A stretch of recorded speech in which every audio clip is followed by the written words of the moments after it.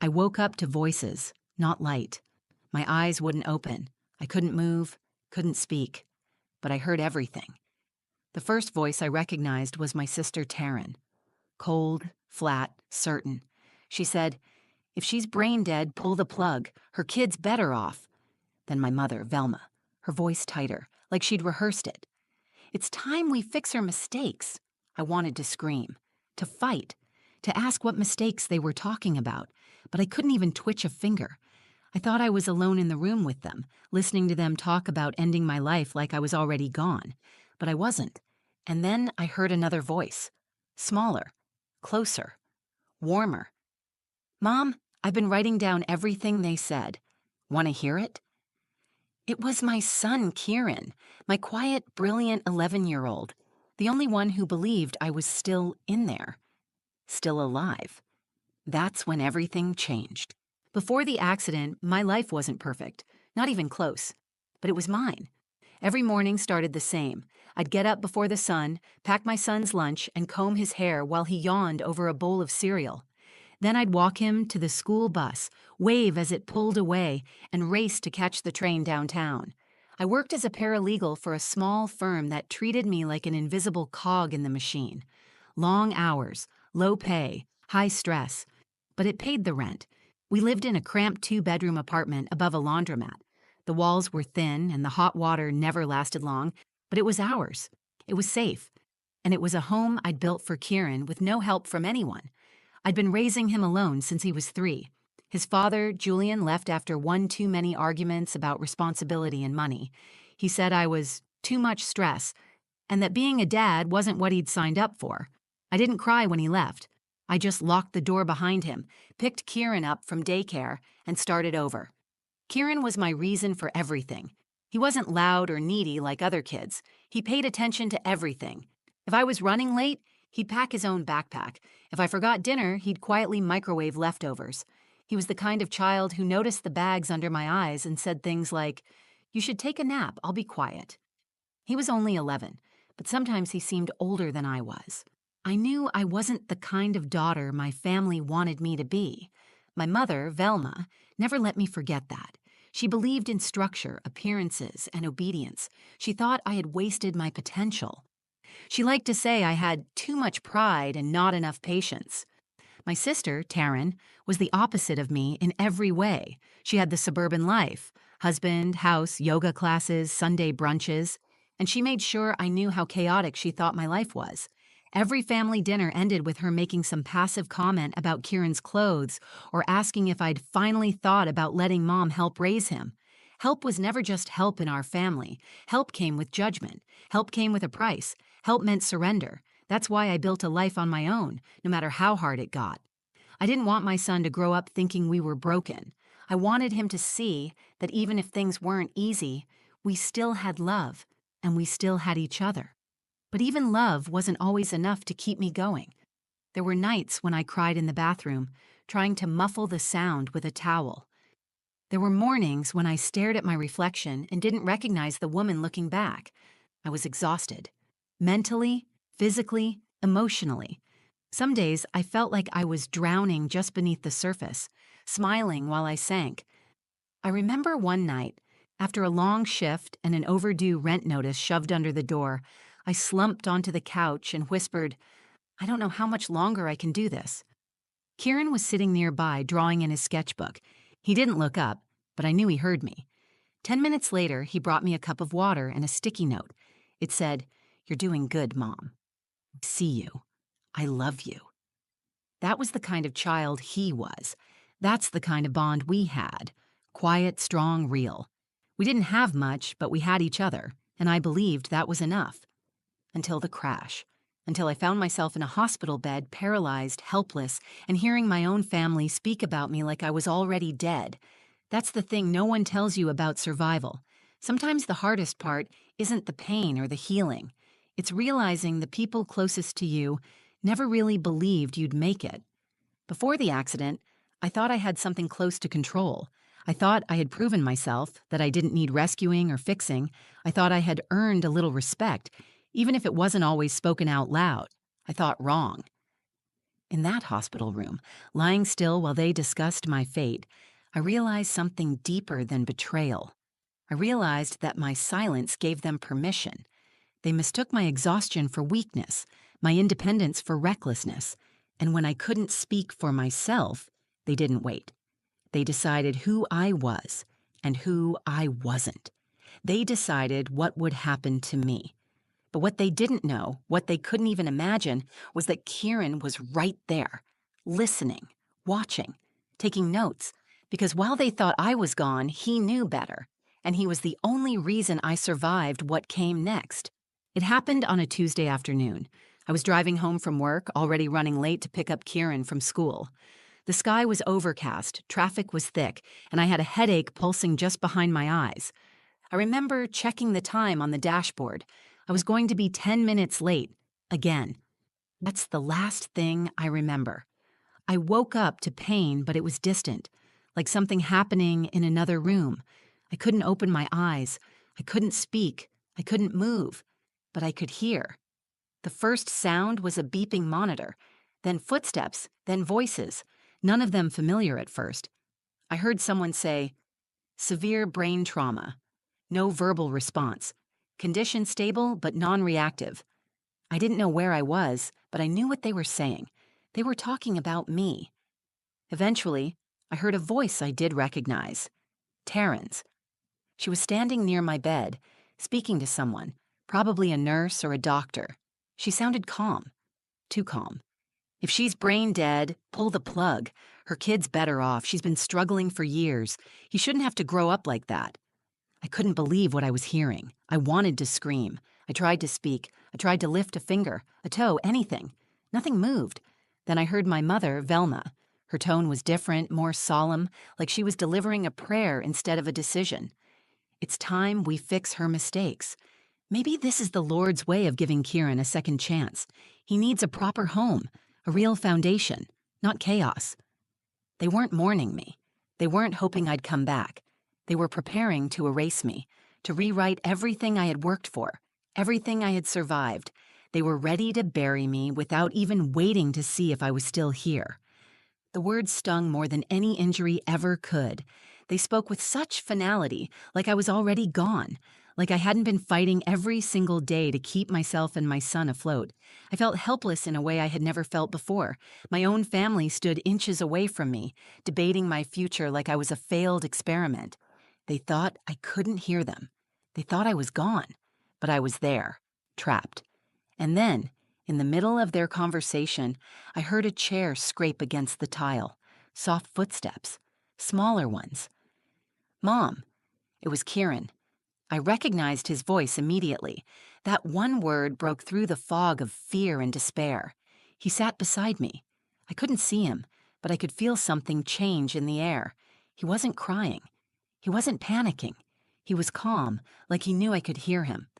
"I've been writing down everything they said," he whispered. "Want to hear it?" That moment split my world wide open. While my mother and sister were deciding when to end my life, my son was documenting their every word.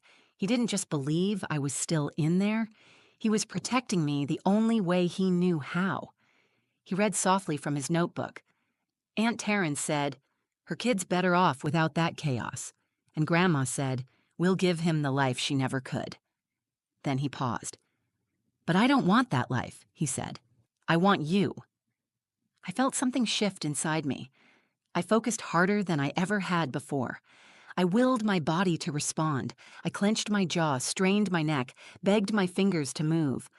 Nothing happened, but the need to reach him, to tell him I was still here, grew louder than the pain. The next time Taryn returned, I heard her say, "He should stay with me while we sort this out." You know how unpredictable she was, always behind on rent, barely managing. Kieran needs structure. Velma agreed. "We'll pray for guidance, but we can't let her drag him down with her." I wanted to tear through the silence, to yell that they were wrong, that I was still here, that I had never given up, but all I could do was listen. Again. Kieran stayed longer than anyone else. Every night he sat beside me and read. Not just what they said, but stories he made up. Updates from school, thoughts from his day.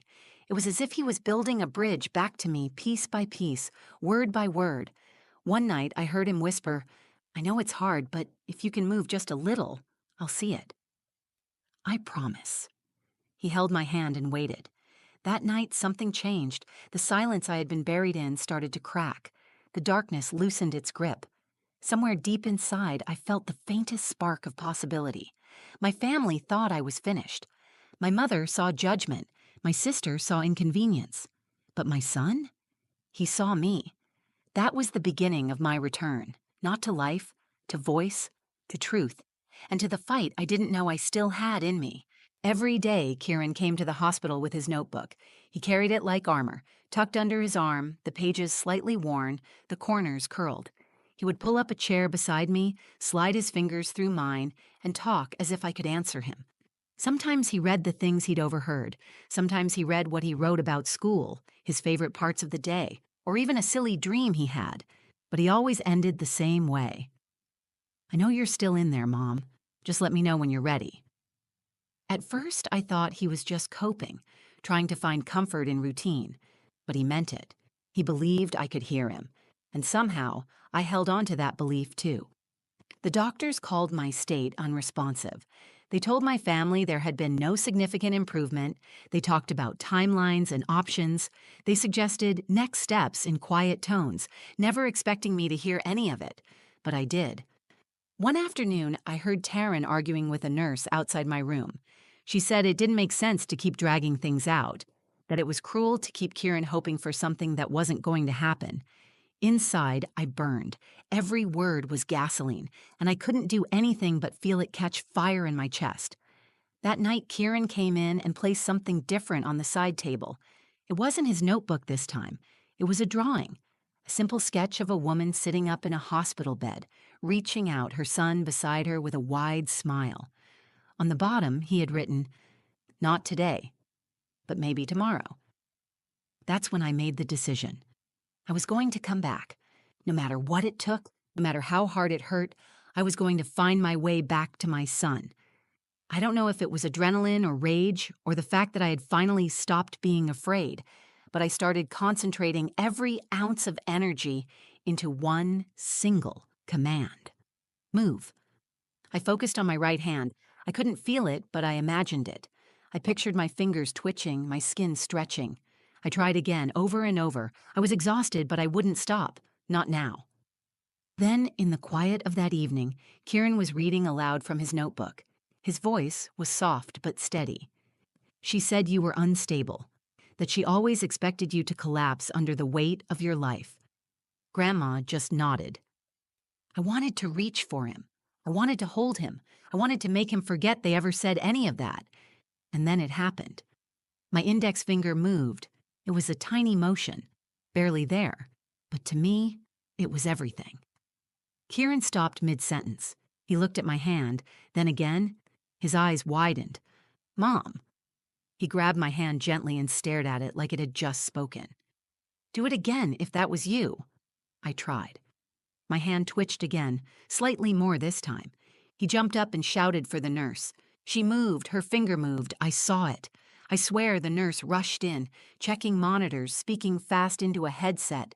More people came. A doctor shone a light into my eyes. I couldn't react yet, but I felt the energy shift. They knew something was different. Later that night, when the room was quiet again and the tests had calmed down, Kieran leaned in close. "I knew you were still in there." I told them. "You're coming back, aren't you?" I couldn't speak yet, but I wanted him to know I heard every word. I focused again. This time, both fingers moved, just a little. He smiled. Not the polite smile he used around adults, not the tight one he gave my mother. This was his real smile, the one I hadn't seen since the accident. "I'm not going to let them decide for you. I wrote everything down, even the stuff they don't know I heard. You can read it when you wake up." In that moment, I didn't feel trapped. I didn't feel weak. I felt like I had just taken the first step out of the grave they had started digging for me. The next morning, I blinked on command. The day after that, my hand moved again. Small progress, but progress. Taryn didn't say much. She stayed away. Velma prayed louder. She told the nurses it was a miracle, as if her faith had brought me back. But I knew the truth. I had returned because my son never gave up on me. Not once. I wasn't just healing, I was preparing. I was preparing to come back to the world and take back my voice, to reclaim my name, to show them I was not a mistake that needed correcting. I was a mother who had been fighting long before the accident. And now, thanks to my son, I was fighting harder than ever. The first words that came out of my mouth were barely a whisper, but they were mine. It took weeks of therapy, speech pathologists, physical therapists, neurological exams. Every movement I made felt like learning to live in a new body. My muscles were weak, and my thoughts came faster than my voice could follow. But I was alive, fully, completely, undeniably alive. The day I spoke again, Kieran was beside me. He had just finished reading me a short story he wrote about a dragon and a girl who wouldn't stop fighting, even after the whole kingdom gave up on her. As he turned the page, I managed one word. Hey. He froze. He looked at me like he wasn't sure if he'd imagined it. Then I said it again, louder this time. Hey. Tears filled his eyes. He dropped his notebook on the floor, leaned in, and hugged me so tightly it hurt. I knew you'd come back, he said. So did I. From that point forward, there was no turning back. My body began to respond faster. I could sit up on my own, then move my legs. My voice came in waves, strained but clear. I started talking more each day. I could finally say everything I had been screaming silently for weeks. Doctors called it a remarkable recovery. Nurses stopped in to tell me how strong I was. They all said it was my willpower. But I knew what it really was. It was Kieran. His belief in me had kept my mind tethered to this world when everything else had tried to drag me under. One morning, a nurse wheeled me outside to get fresh air. It was sunny, but cold. Kieran sat beside me, his notebook in his lap. He opened it and said, "I think you're ready for this now." He handed it to me.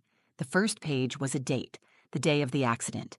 Then a quote, "If she's brain dead, pull the plug. Her kid's better off." Aunt Taryn. I turned the page.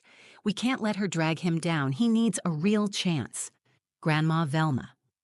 Every page held a piece of the truth, not just the words they said, but the tone, the context, the way they looked when they said them.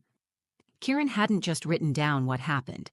He documented the betrayal. As I read, I felt a deep, steady fire build inside me.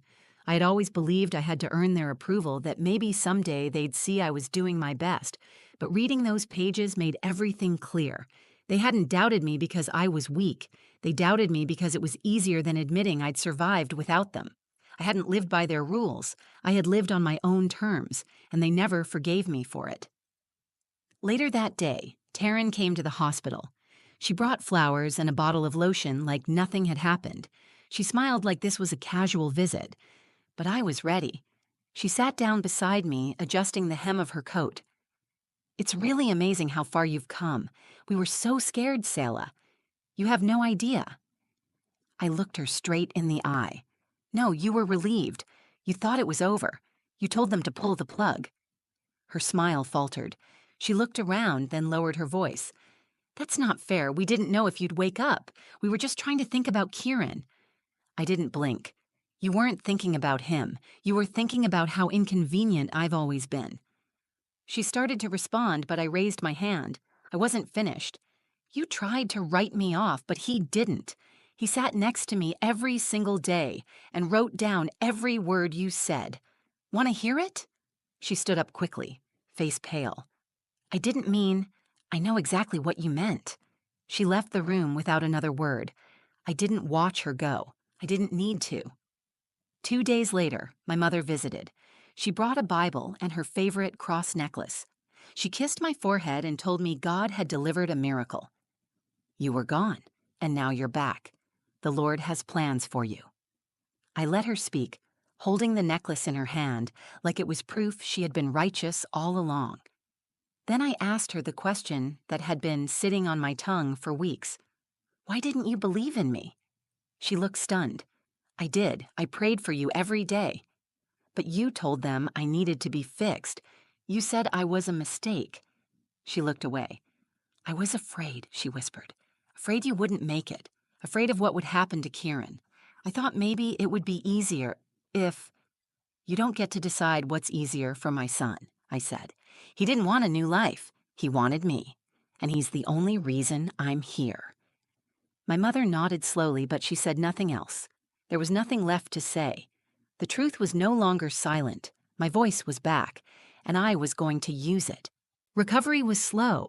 I had to relearn how to walk, how to speak without slurring, how to hold a spoon steady in my hand. There were days when my legs gave out and nights when the pain kept me from sleeping, but I didn't complain. I had fought too hard to be here. I wasn't going to waste a second. Kieran was with me every step of the way. He helped me practice flashcards for speech therapy. He held my hand in the hallway when I was afraid to take that first step on shaky legs. He carried my water bottle, zipped up my coat, and waited patiently as I fumbled with buttons and laces. I knew it wasn't fair for an 11-year-old to carry that much weight, but he never made it feel like a burden. He didn't treat me like I was broken. He treated me like I was coming back, one piece at a time. When I was strong enough to leave the hospital, the doctors called it a triumph of spirit. They said it was rare. They used words like resilient, tenacious, miraculous. But none of those labels mattered to me as much as the look on my son's face when I walked through the front door of our apartment again, holding his hand upright, alive. I framed the drawing he had made for me, the one of the mother in the hospital bed reaching for her son. I hung it in the hallway across from my bedroom door. Every morning when I wake up and every night before I go to sleep, I see it. It reminds me of the moment I decided to live again. A few weeks after I came home, I sat down with Kieran on the couch and asked to read his notebook again. This time, I read every single page without flinching. Page after page, I saw the words that were meant to bury me. Condescending, heartless statements from the people who were supposed to love me. Taryn's lists of why she believed I wasn't fit to raise Kieran. Velma's quiet consent and rehearsed logic, all written down in my son's careful handwriting. When I finished, I closed the notebook and looked at him. He was watching me, waiting. "You wrote all of this," I said. He nodded. "I didn't want them to pretend later. I wanted you to know what they said when they thought you were gone." I took a breath, steadying my voice. "You gave me my truth back." He smiled. "I just didn't want you to feel alone." That's what stayed with me more than anything. Not the betrayal, not the bitterness, but the love of one child who saw me, even when I couldn't respond, who defended me when I had no voice, who never doubted that I would come back, even when everyone else did. I didn't confront my family again after that. I didn't need to. The truth was out. The silence had been broken. Taryn stopped calling. Velma sent letters, but I didn't open them. Some people say forgiveness is necessary for healing, but I believe honesty is what matters more. I don't carry hate. I carry awareness, and I carry pride. Not the kind that's loud or defiant, but the quiet, steady kind that comes from knowing I fought for my life, and won. That I raised a son strong enough to hold on to hope when the world told him to let go. Today our lives are simpler. I still walk with a slight limp. I still go to therapy twice a week, but our home is filled with light again. Cook breakfast while Kieran tells me about his latest story. He still writes in his notebook, but now it's filled with fiction and ideas and plans for his future. He wants to be a writer. He already is. I asked him recently why he wrote everything down during those weeks in the hospital, why he chose to remember the worst things people said. His answer was simple. So they can't change the story later. You get to own it now. And he was right. This is my story, a story of survival, betrayal, and the strength of a child's love. A story about what happens when the world thinks you're gone, but one person holds on hard enough to pull you back. So if you've ever felt unheard, if you've ever felt like the people who should have protected you gave up too soon, I want you to remember something. It only takes one person to believe in you. And sometimes that one person is enough to bring you all the way back. If this story meant something to you, if you've ever felt silenced, dismissed, or underestimated, I hope you carry this with you. You are not alone. Your voice matters. And sometimes the people who believe in you most are the quietest ones in the room. If you felt something while watching, do me a favor. Like this video, share it with someone who needs to hear it and leave a comment below. I read everyone. Tell me your story. Tell me who believed in you when no one else did. And if you want more stories that speak truth, pain, and power, subscribe to the channel. There's more coming. Stories that need to be told, voices that deserve to be heard. Thank you for being here.